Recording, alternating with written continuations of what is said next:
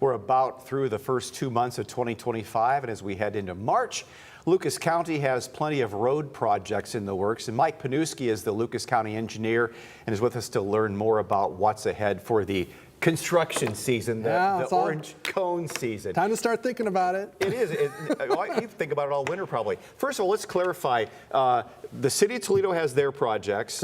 Different towns in the area have theirs. Yep. You're Lucas County. Correct. The townships, things like that. And of course, even Oregon has their own projects. So, and then ODOT, the state has theirs. Yep. So everybody has their own little minutia. So let's focus on the roundabouts then. Yeah. So we're in the Lucas County Insurance Office. We're putting in 3 roundabouts this year. We're not exactly sure when they're going to be installed yet. The contractor still has to decide when they're going to start. How many were there last year? Last year there were 4. 4 installations? Yeah, and this year we're doing 3. Talk about roundabouts.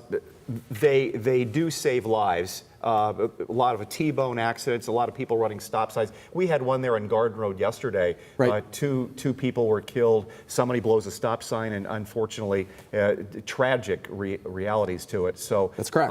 There was a tremendous safety advantage of having these roundabouts. Yeah, roundabouts typically eliminate the 2 types of crashes that cause serious injuries or deaths. So the 2 types is what they call a T-bone. So someone comes in and hits you like this, or head on. Like you mentioned yesterday, there was 2 deaths because of someone ran a stop sign, had a T-bone crash, killed the people in the vehicle. And roundabouts largely eliminate those types of serious injuries and fatalities. Let's start with the first one. Hill and McCord is coming in. A lot of traffic through that area. Yep. It'll be an inconvenience, but in the long run, it'll be beautiful. Yeah, Mr. G's barn is there. Very popular ice cream place. We were able to work with the property owner to put in a right turn lane into his business with the land that we needed to basically develop the roundabout. So it was a win-win for everybody to work with him to try to make that intersection better. And after it's done, it'll be a much easier travel for people going on McCord and Hill. Is that the first of the projects to be installed, or some simultaneous? Yeah, there'll probably be some simultaneously. The contractor hasn't let us know when it's going to be done yet, but we'll probably know in the next month or so. Frankfort and Chrissy, kind of out there a little bit, but still, that's probably a dangerous area at night. It is. It's a very dangerous area at night and even during the day. Chrissy and Frankfort are 2 high-speed roads. It's a rural intersection, and we're finding that building these types of roundabouts in rural intersections, one of the problems that people have is they get velocitized, they kind of get tunnel vision, they don't really see what's going on around them. If you're out in a rural area, not a lot there, you kind of have a false... No light at night either. No light, kind of a sense of security. You're not going to have a lot of traffic, and we tend to get a lot of fatal accidents at these types of rural intersections.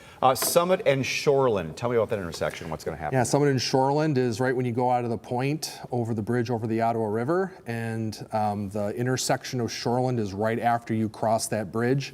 And we've had some incidents with T-bone crashes and head-on crashes for people that are coming over the bridge from Point Place, and they get right on to that intersection, and sometimes they get caught unaware, and we get a lot of crashes at that intersection. All right, now you've got 3 bridge projects, Gibbs Road Bridge, Nebraska Ridge, Monclova. Are these typically roads that are just decaying or so old they just need, or will there be some widening here, or how does it all work out? Yeah, bridges typically last about 50 years. So once you build a bridge, they last 50 years without needing some sort of major replacement. These are the types of bridges that are in that 50 to 75 year range. Like a rehabilitation project might be a deck replacement. So typically a bridge deck lasts about 30 years, 25 to 30 years. So to keep that bridge in good working order, you have to replace that deck so that you don't have potholes in it, you don't degrade the beams in it, so you have to do a much more expensive repair.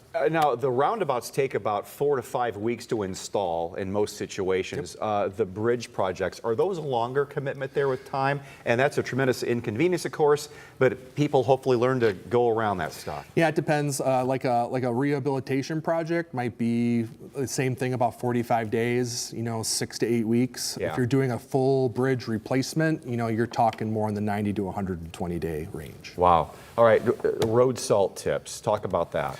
Yeah, I mean, we're getting towards the end of winter, but it's always good to remind people, especially with the the month that we've had in winter, you don't have to use a lot of salt to be effective. Salt's a pollutant. It's a pollutant that really never goes away in our waterways, and you really don't need as much salt as people need. The most you need is basically a coffee cup to cover about 10 squares of sidewalk or a typical driveway.